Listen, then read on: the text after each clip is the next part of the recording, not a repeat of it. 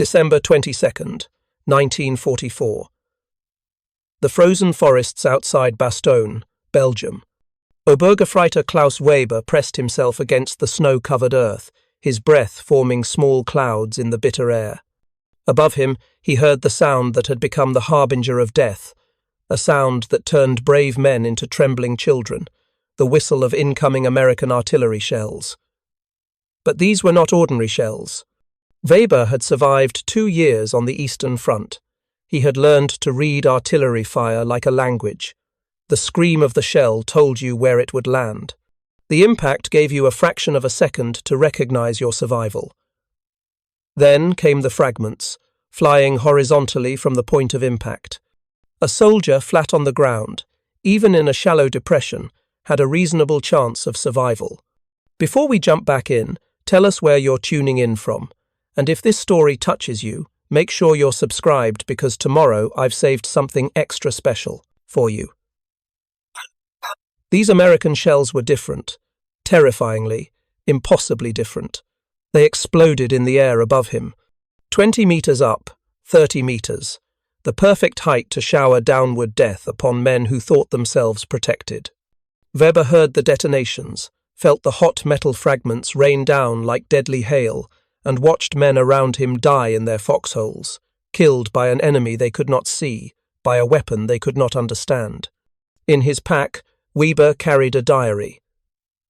That night, by the light of a shielded candle in a captured farmhouse, he would write words that captured the helplessness of Germany's final offensive. They have invented a shell that explodes in the air without any timer, without any ranging, without any error. It simply knows when to explode.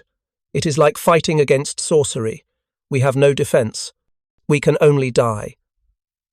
What Klaus Weber did not know, what no German soldier could have known as they crouched in their frozen positions during the Battle of the Bulge, was that the weapon killing them represented one of the most closely guarded secrets of World War II. A secret so valuable that its use had been forbidden for 2 years, even as it devastated Japanese aircraft in the Pacific.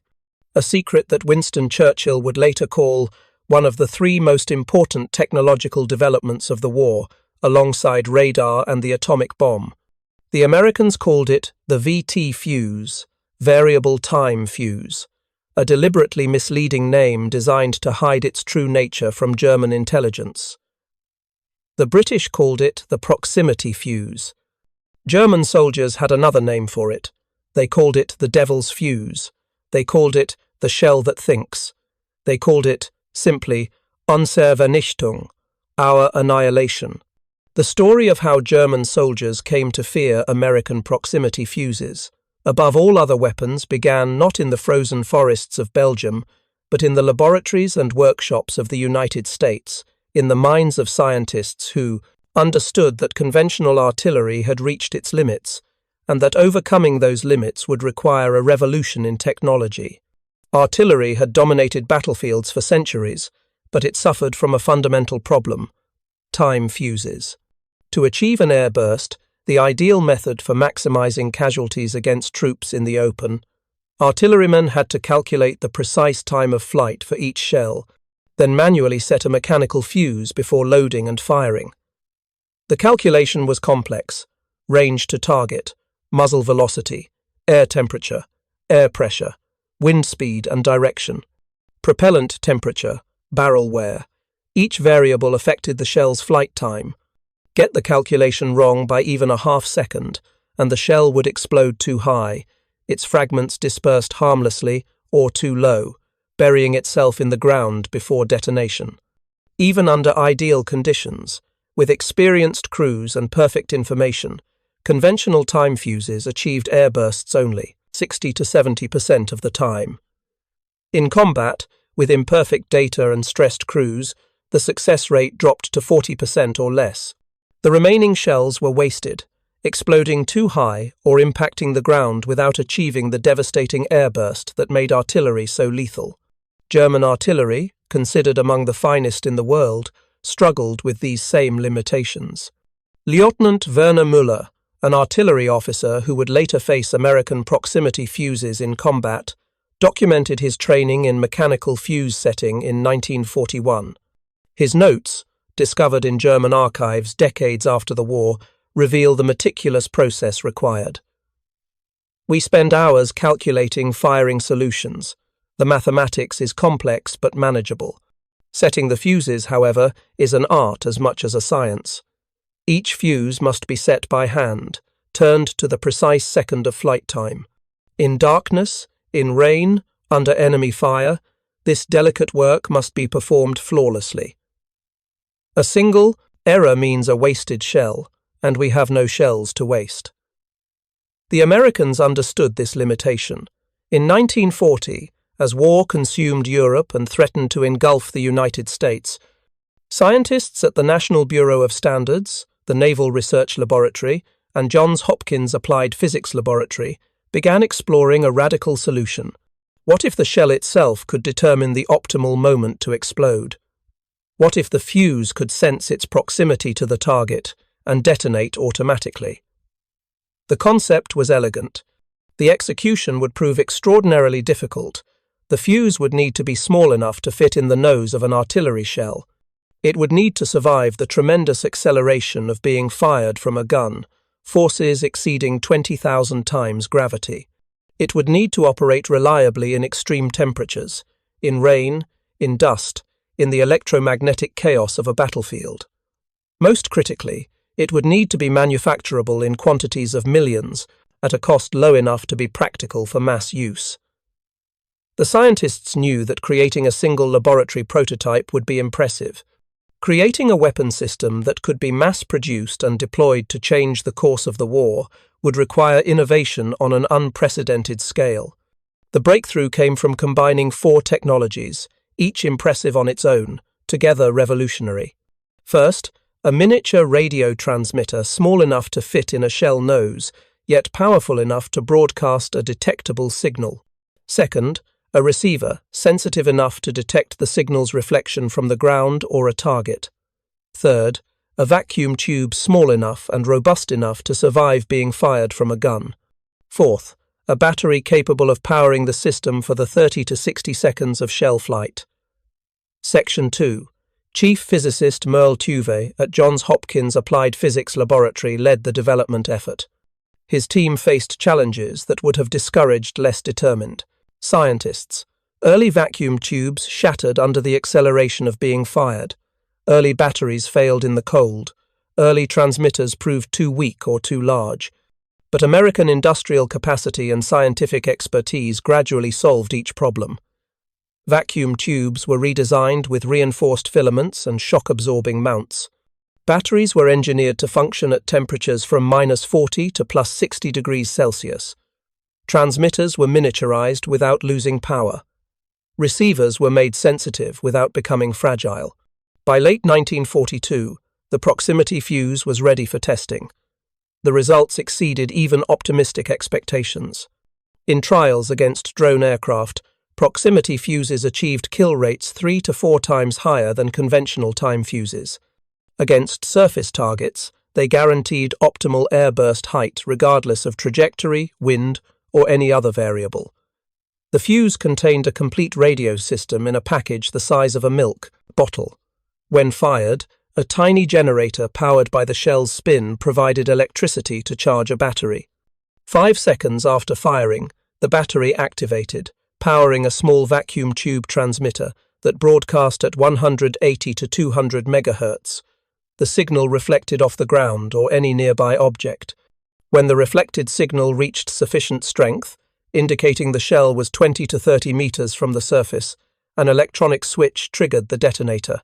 From transmission to detonation, the entire sequence took milliseconds. The shell exploded at the optimal height for maximum lethality, without any calculation, any fuse setting, or any human intervention beyond aiming and firing. The implications were staggering. Artillery that had previously required complex calculations could now achieve perfect airbursts automatically.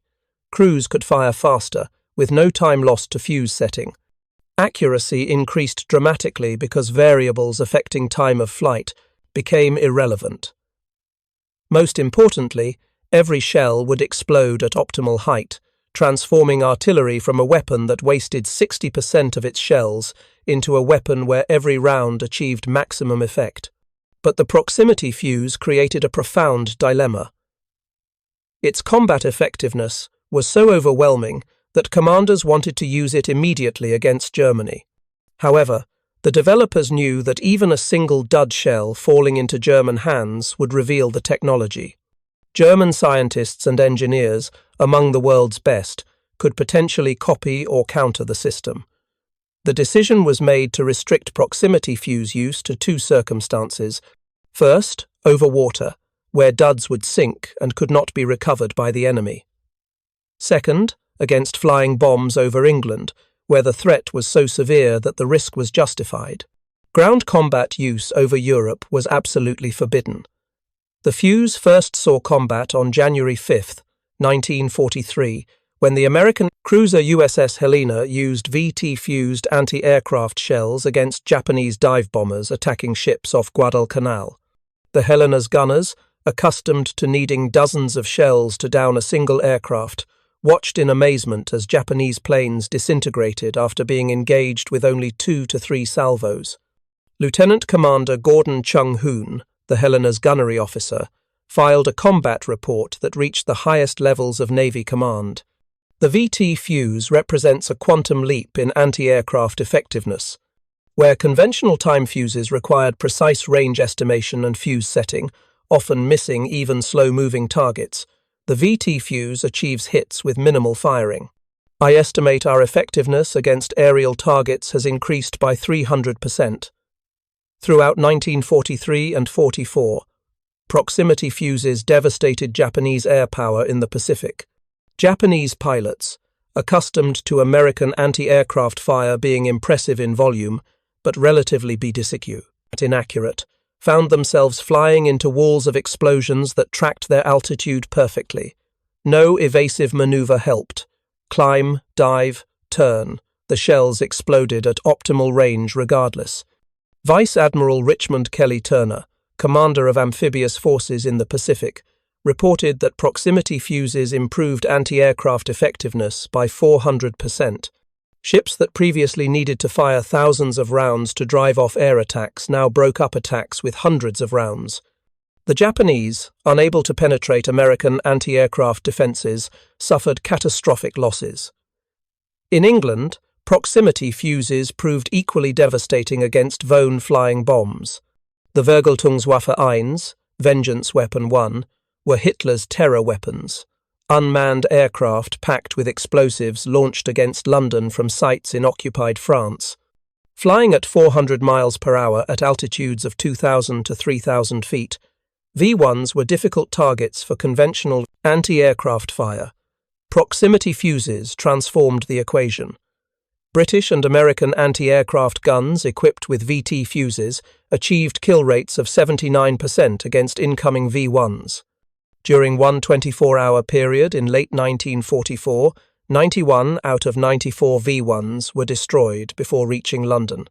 The flying bomb offensive, which had terrorized English civilians for months, was effectively neutered. But Germany, the target American ground forces faced in Europe, remained protected from proximity fuses by the strict non-use policy. Throughout 1943 and 44, American artillery in North Africa, Sicily, Italy, and France relied on conventional time fuses and impact fuses. German soldiers faced devastating American artillery, but they had not yet encountered the weapon that would break their final offensive. The Battle of the Bulge changed everything. On December 16, 1944, more than 200,000 German troops, supported by nearly 1,000 tanks, launched Operation Wacht am Rhein, Watch on the Rhine, Hitler's desperate gamble to split Allied armies, capture the critical port of Antwerp, and force a negotiated peace before Germany collapsed completely. German planning depended on weather. Heavy fog and low clouds would ground Allied aircraft, neutralizing American air superiority. German commanders correctly assessed that American planes could not operate in bad weather. They failed to understand that American artillery did not require good weather, especially artillery equipped with a secret weapon whose deployment they were about to authorize. Telling and preparing this story took us a lot of time, so if you are enjoying it, subscribe to our channel. It means a lot to us. Now back to the story. The initial German assault achieved tactical surprise. Thinly held American positions were overrun. Entire units were surrounded. Communications broke down. The German advance penetrated 50 kilometers into American lines within 48 hours. Victory seemed possible. Then the American response began to organize. Artillery batteries displaced to new positions. Forward observers established communications. Fire direction centers began coordinating defensive fires. The fog that grounded American aircraft did nothing to hinder American artillery. Shells began falling on German columns with devastating accuracy. But General Omar Bradley, commanding 12th Army Group, and General Dwight Eisenhower, Supreme Allied Commander, recognized that conventional artillery might not be sufficient to stop Germany's last reserves. The Germans were committed. They would not withdraw voluntarily. Only overwhelming force would break the offensive. Eisenhower requested permission from the Pentagon to employ proximity fuses against ground targets. The request triggered intense debate. The fuses had been restricted from European ground use for 2 years. Authorizing their use meant accepting the risk that duds would fall into German hands, potentially compromising the technology. But the strategic situation was critical. If the German offensive succeeded, it could prolong the war by months or even years. The risk of losing the proximity fuse technology was outweighed by the need to stop the German advance immediately. Authorization came through on December 19th through 21st, 1944. American artillery units were cleared to use VT fuses against German ground forces. The impact was immediate and catastrophic for German troops. Obergefreiter Klaus Weber, whose diary entries open this account, experienced his first proximity fuse barrage on December 22nd. His battalion, part of the 2nd Panzer Division, was massing for an assault on American positions near Bastogne when American forward observers spotted the concentration. Within 3 minutes, American artillery engaged. Weber and his comrades heard the plug and incoming shells and dropped flat, following training and instinct. The shells exploded 25 meters above them. Fragments rained downward. Men in foxholes died. Men behind stone walls died. Men who should have been protected by terrain features died. Within 30 seconds, Weber's company took 60% casualties without firing a shot or seeing an enemy soldier. Weber survived by pure chance. A fragment passed within centimeters of his head, so close he felt the heat of its passage. Around him, men screamed. The company commander was dead, killed in his command post by fragments that penetrated from above. The senior sergeant was dead. 3 of 4 platoon leaders were dead or seriously wounded. When the barrage lifted after 2 minutes, the company that had numbered 123 men could muster only 47 combat-effective soldiers. The planned assault was cancelled. There were not enough survivors to attack. The company withdrew, dragging wounded when possible, leaving dead where they fell. That night, Weber wrote in his diary with shaking hands. His words captured the psychological impact of facing a weapon that negated every defensive technique German soldiers had learned. "We have no defense. Holes in the ground do not protect. Walls do not protect. Trees do not protect. The shells explode above us and rain death from the sky. We can only pray that we are not beneath a shell when it bursts. This is not war. This is execution." The pattern repeated across the entire Bulge battlefield. German formations caught in the open. German positions spotted by aerial observers. German assembly areas identified by forward scouts, all received devastating proximity, fuse fire. The shells exploded at optimal height every time, with no calculation required, no fuse setting needed, no possibility of error. Stabsfeldwebel Heinrich Richter commanded an artillery battery supporting the German offensive. His war diary, captured when his unit surrendered in January 1945, documented his professional assessment of American proximity fuses from an artillerist's perspective. "We have captured American shells with these new fuses. Our technical staff examined them. The sophistication is beyond our capability to replicate. Each fuse contains a complete radio system, miniaturized to impossible dimensions, robust enough to survive being fired from a gun. The Americans have solved problems we considered unsolvable. More critically, these fuses render all our defensive training obsolete. We taught our infantry to seek any depression, any cover, to go flat when artillery fire begins. This training, learned through hard experience and paid for with many lives, is now worthless. Against these fuses, only deep bunkers provide protection, and we have no time or resources to construct such fortifications. The psychological effect is devastating. Our soldiers know they cannot protect themselves. This knowledge destroys morale more effectively than casualties destroy combat power. Men who would fight bravely against conventional weapons become paralyzed when proximity fuses are employed. They have learned helplessness. German military intelligence desperately tried to understand the new weapon. Unexploded shells were recovered and sent to technical laboratories. Scientists and engineers examined the fuses, attempting to discern their operating principles. The conclusions were sobering. Hauptmann Franz Dieter, a physicist conscripted into Wehrmacht technical intelligence, filed a report in early January 1945 that reached German high command. His analysis, captured by American forces and declassified decades later, revealed German understanding of the proximity fuse's significance. The American VT fuse represents technological superiority we cannot match. The miniaturization alone exceeds our capabilities. The vacuum tubes are smaller and more robust than anything we have produced. The integration of transmitter, receiver, battery, and firing circuit into such a small package required manufacturing techniques we do not possess. More significantly, the Americans have mass-produced these fuses. We have examined dozens of specimens.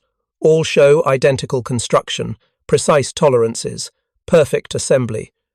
This is not laboratory work. This is industrial production at massive scale. The Americans are firing thousands of these fuses daily, treating them as ordinary ammunition. Replication is impossible given our current industrial capacity. Even if we obtained complete specifications, we lack the manufacturing capability to produce vacuum tubes of the required size and robustness. We lack the materials for batteries that operate in extreme temperatures. We lack the precision assembly techniques necessary for consistent quality. Countermeasures are equally impractical. Jamming the radio signal would require knowing the exact frequency and having transmitters powerful enough to overwhelm the fuse's receiver at the moment of shell flight. This is technically impossible in the time available. The shells are in flight for only 30 to 60 seconds, moving at high velocity. No jamming system could engage them effectively.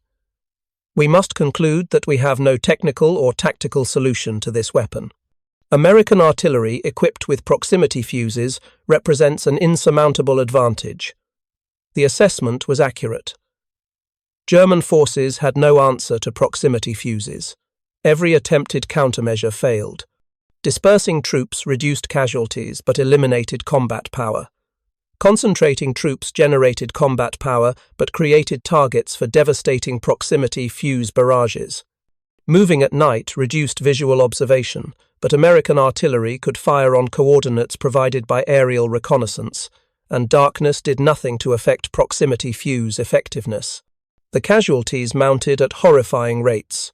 Studies conducted after the war analyzed casualty patterns during the Battle of the Bulge. Conventional artillery fire caused casualties distributed along a predictable curve. Men in the open suffered highest casualties. Men in shallow cover suffered moderate casualties. Men in deep cover suffered minimal casualties. Proximity fuse fire changed the distribution dramatically. The curve flattened. Men in the open died. Men in shallow cover died almost as frequently. Only men in deep bunkers or substantial buildings showed significantly reduced casualty rates. The casualty gradient, the military term for how casualties decrease with improved protection, collapsed. Protection that had always saved lives now offered minimal advantage. Gefreiter Paul Werner survived 3 proximity fuse barrages during the final week of December 1944. His testimony, recorded by American intelligence officers after his capture in January 1945, provided ground-level perspective on the weapon's psychological impact. The first time, we did not understand. Shells exploded above us. We thought the Americans had made errors in their fuse settings. We thought they had miscalculated. But then more shells came, all exploding at the same height, all showering fragments downward. We realized this was intentional. This was by design. The second time, we tried to protect ourselves. We found deeper holes, better cover. It made no difference. The shells exploded above us with perfect consistency. Men died in positions we thought safe. We began to understand we had no defense. The third time, some men would not leave cover even when ordered. They preferred court-martial to facing artillery fire they could not survive. I do not blame them. I felt the same terror. Only discipline and fear of our own officers kept us moving. But discipline cannot overcome the knowledge that you will probably die and cannot prevent it. The Battle of the Bulge officially ended on January 25, 1945, with German forces pushed back to their start lines. The offensive, Hitler's last gamble in the West, had failed completely. Proximity fuses, employed for only 5 weeks of the 7-week battle, had contributed substantially to the German defeat. American artillery had fired 1,290,000 rounds during the Bulge campaign. While not all employed proximity fuses, a substantial portion did, particularly during the critical period from December 22 onward, when the weather cleared and ammunition supply improved. The effect on German combat power was devastating. Oberstleutnant Hans Vogel commanded a Volksgrenadier regiment during the offensive. His unit began the attack on December 16th with 2,800 men organized into 3 battalions. By January 10th, when the regiment was withdrawn for rest and refit, it numbered 640 men, less than 25% of starting strength. Vogel's after-action report, written for division headquarters and captured by advancing American forces, analyzed the causes of his unit's destruction. Artillery fire received particular attention. We suffered continuous artillery bombardment throughout the operation.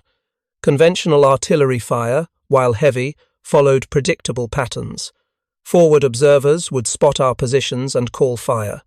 We would receive ranging shots, allowing us to identify the target area and take cover. The main barrage would follow, and we would remain under cover until it lifted. Casualties were significant but manageable. Beginning on approximately December 22nd, the character of American artillery fire changed. Shells began exploding in air without warning, without ranging, at heights optimal for inflicting casualties. Our training and experience became worthless. Men died in positions that should have protected them. I requested information from division headquarters regarding these new shells. I was informed they employed some form of automatic airburst mechanism that required no fuse setting. I was told we had no countermeasures and no defensive doctrine beyond seeking substantial overhead cover, which we did not possess.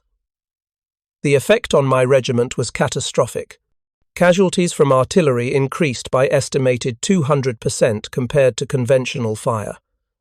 Medical facilities were overwhelmed. Morale collapsed. Men who had fought bravely in previous actions became reluctant to move, knowing that American artillery could engage them with these terrible new shells. By early January, my regiment had ceased to function as a coherent fighting force. We were simply absorbing casualties while accomplishing no tactical objectives. I recommended withdrawal. This was approved, but by then we had already been destroyed. The regiment that attacked with 2,800 men withdrew with 640. Of the remaining 2,160, approximately 60% were artillery casualties, and most of those were attributed to the new airburst fuses. Similar reports came from across the German forces engaged in the Bulge. Division after division reported catastrophic artillery casualties beginning in late December. Unit cohesion collapsed. Combat effectiveness evaporated. The offensive that had threatened to split Allied armies disintegrated under the weight of American firepower. Firepower made dramatically more lethal by a fuse that guaranteed perfect air bursts. The proximity fuse's employment during the Battle of the Bulge removed security restrictions on its use elsewhere. Once German forces had encountered the weapon and recovered samples, there was no longer any reason to restrict deployment. American artillery units throughout Europe began receiving proximity fuses in January 1945. The effect on German defensive capabilities was immediate. German doctrine for defending against artillery had developed over 4 years of warfare. Soldiers learned to read the sounds of incoming shells, to identify the impact points, to seek cover before the barrage intensified. These skills, painstakingly acquired and reinforced through survival, became obsolete overnight. Lieutenant Werner Müller, the artillery officer who had documented conventional fuse-setting procedures in 1941, faced proximity fuses as commander of a battery defending the Rhine River crossings in March 1945. His final military report, written just before his capture, reflected the despair of professional soldiers facing technically superior enemies. We positioned our battery in woods north of Remagen. Good camouflage, good fields of fire, proximity to resupply routes, standard procedure based on 4 years of experience. American aerial observers spotted us within hours. We expected conventional counter-battery fire. We were prepared to displace rapidly once fire began. The first salvo arrived without warning. Shells exploded at treetop height. Fragments shredded the camouflage netting, penetrated the earth berms we had constructed, killed men who should have been protected by our field fortifications. Within 30 seconds, we had lost 3 guns and most of both first and second gun crews. I ordered immediate displacement. This saved the remaining 3 guns. But we could not escape American observation. Every position we occupied was engaged with these proximity-fused shells within hours. We could not remain in any location long enough to effectively support our infantry. We were reduced to firing hasty missions, then fleeing before American counter-battery fire destroyed us. By late March, my battery, which had begun the year with 6 guns and full crews, operated with 2 guns and mixed crews of survivors from other units. We had no ammunition beyond minimal daily allocations. We had no spare parts to maintain our guns.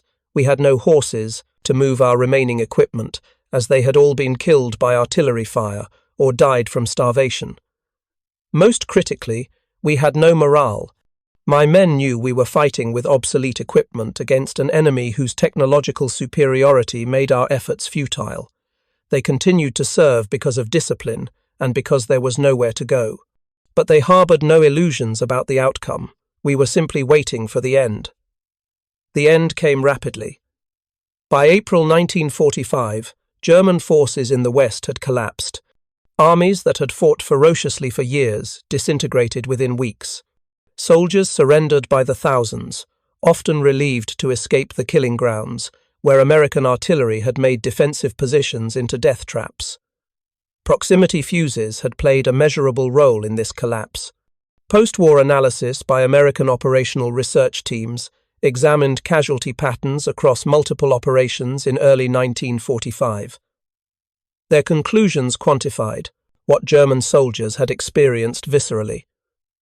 Artillery effectiveness increased by an estimated 200 to 700% when proximity fuses were employed, depending on terrain and target type. Casualties against troops in the open increased by approximately 200%. Casualties against troops in field fortifications increased by 400%. Casualties against troops in wooded positions increased by 700%. The increased effectiveness translated directly into German combat power destruction. Units engaged by proximity-fused artillery suffered casualty rates 2 to 3 times higher than units engaged by conventional artillery. Unit cohesion, the intangible quality that kept soldiers fighting even under adverse conditions, collapsed more rapidly when units faced proximity-fused fire. Medical evacuation systems, already strained by 4 years of war, were overwhelmed by the increased casualty rates. German field hospitals designed to handle 200 casualties per day received 500 or more. Medical supplies ran out. Trained medical personnel were killed or captured. Wounded soldiers received minimal treatment or no treatment at all. The psychological effect extended beyond the soldiers directly engaged. German troops throughout the Western Front heard stories about the new American artillery shells that exploded in the air and killed men in their foxholes. The stories grew with retelling, as all war stories do, but the fundamental truth remained. American artillery had become more lethal, and German soldiers had no defense. Morale, already fragile after years of retreat and defeat, shattered completely in many units. Desertion rates increased. Surrender rates increased. Battlefield performance declined measurably. Even units not yet engaged by proximity-fused artillery showed reduced effectiveness because soldiers feared they would face the weapon. German prisoners of war, interrogated by American intelligence officers, repeatedly identified proximity fuses as the weapon they feared most. Not tanks, which could be destroyed by anti-tank weapons.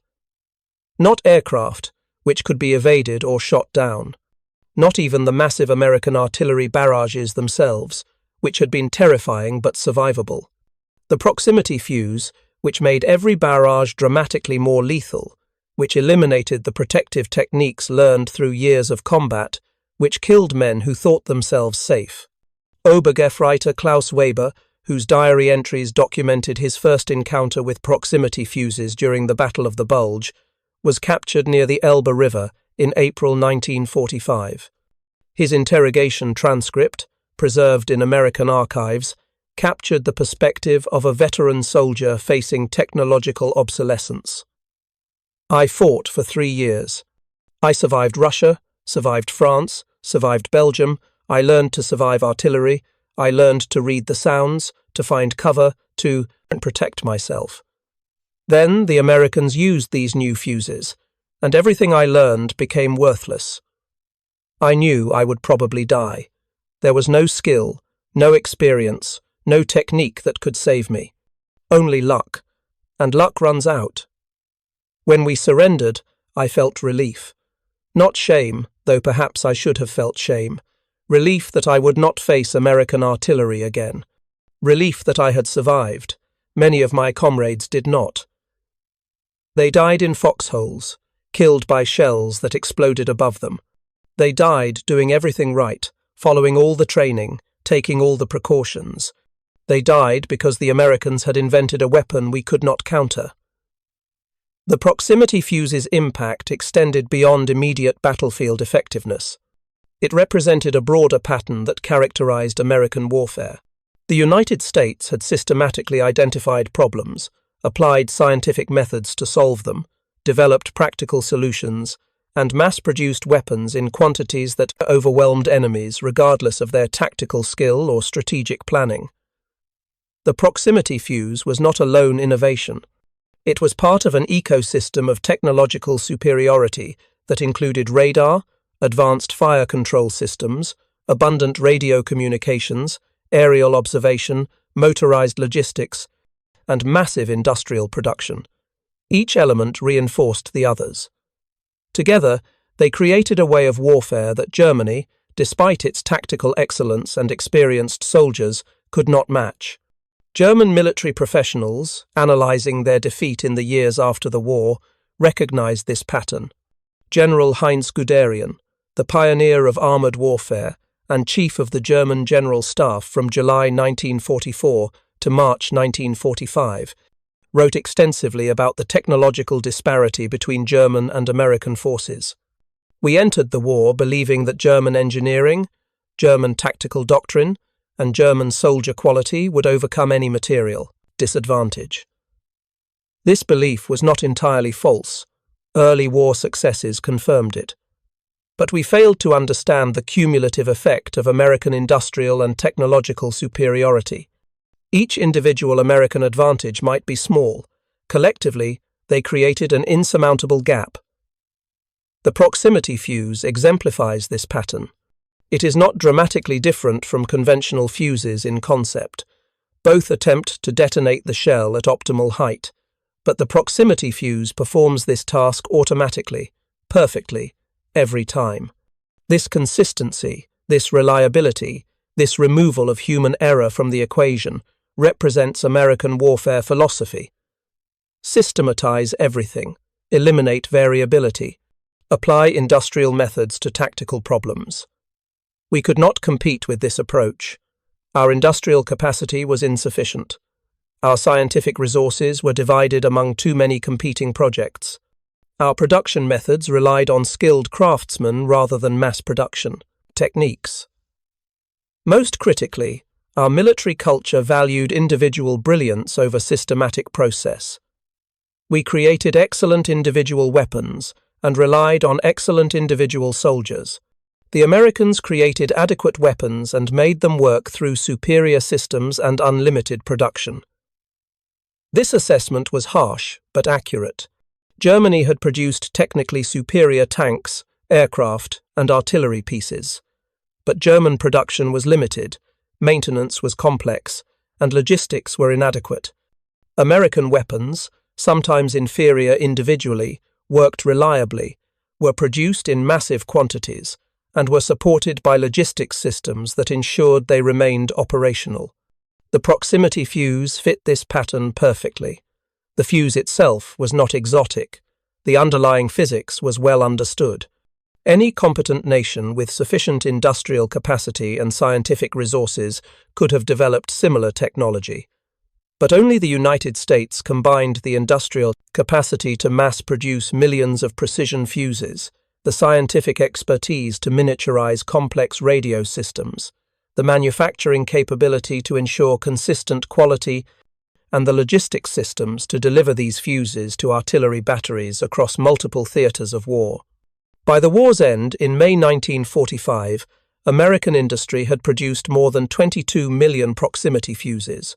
22 million. The number itself represented American industrial superiority. Germany could not have produced 22 million of anything requiring precision manufacturing and advanced technology, even if given unlimited time and resources. The fuses were used extensively in the Pacific Theater against Japanese forces. The effect was similar to European employment. Japanese soldiers, already facing overwhelming American material superiority, found proximity-fused artillery devastating. Japanese defensive positions, often elaborate tunnel systems and field fortifications, provided less protection against air bursts than against ground bursts. Casualty rates increased significantly. The fuses were also employed in the final strategic bombing campaign against Japan.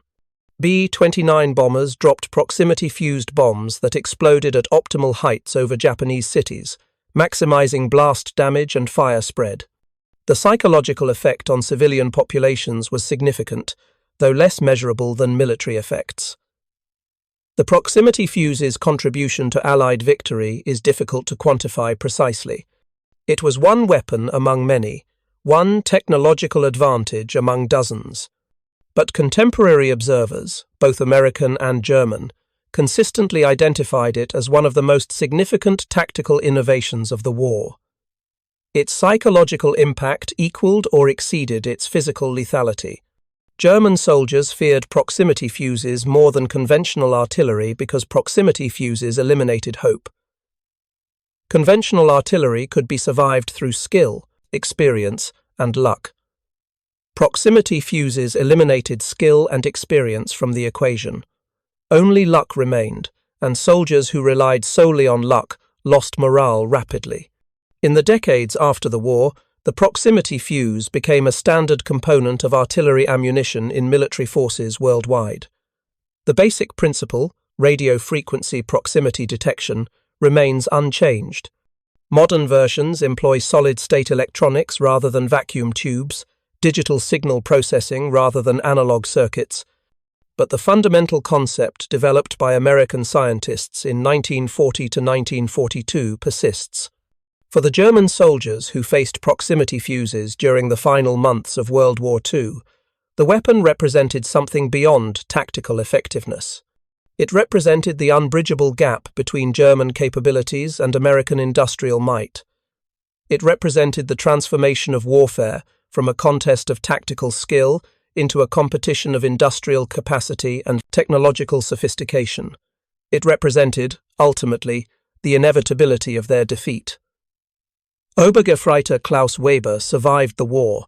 He immigrated to Canada in 1952, worked as a machinist, married, raised children, lived a quiet life far removed from the frozen forests of Belgium, where he had faced death from above.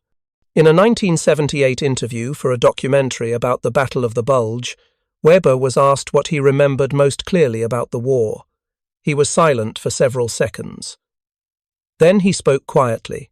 The sound of the shells exploding above us, not the impact sound we had learned to recognize, a different sound, sharper, closer, the sound of metal fragments coming down like rain.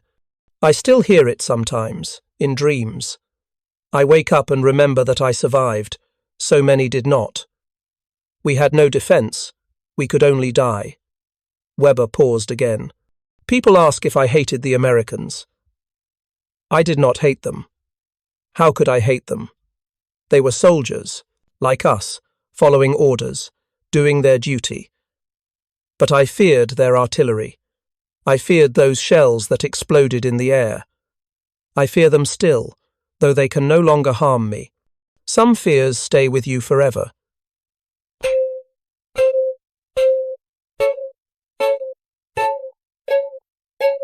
The proximity fuse, a device smaller than a milk bottle, packed with miniature electronics and powered by a spinning generator, killed German soldiers by the thousands during the final months of World War II. But beyond the physical casualties, beyond the measurable increase in artillery effectiveness, beyond the tactical and operational advantages, the proximity fuse achieved something more profound. It demonstrated that modern warfare had evolved beyond individual courage and tactical skill. It proved that industrial capacity and technological sophistication could overcome any amount of military experience or fighting spirit. It showed that systematic American methods could defeat German military excellence. And it created, in the minds of German soldiers who survived to tell their stories, a fear that transcended rational analysis. They called it the devil's fuse. They called it the shell that thinks. They called it unsere Vernichtung, our annihilation. They were not wrong. The proximity fuse, more than almost any other weapon deployed in World War II, represented the annihilation of Germany's hope for victory. Not through dramatic effect, not through spectacular destruction, but through methodical, systematic, overwhelming effectiveness that eliminated any possibility of German tactical success. The German soldiers who faced American proximity fuses learned a bitter lesson. Technology, properly applied, could not be overcome by courage alone. Industrial might, properly directed, could not be defeated by tactical brilliance. American warfare, systematic and overwhelming, represented the future.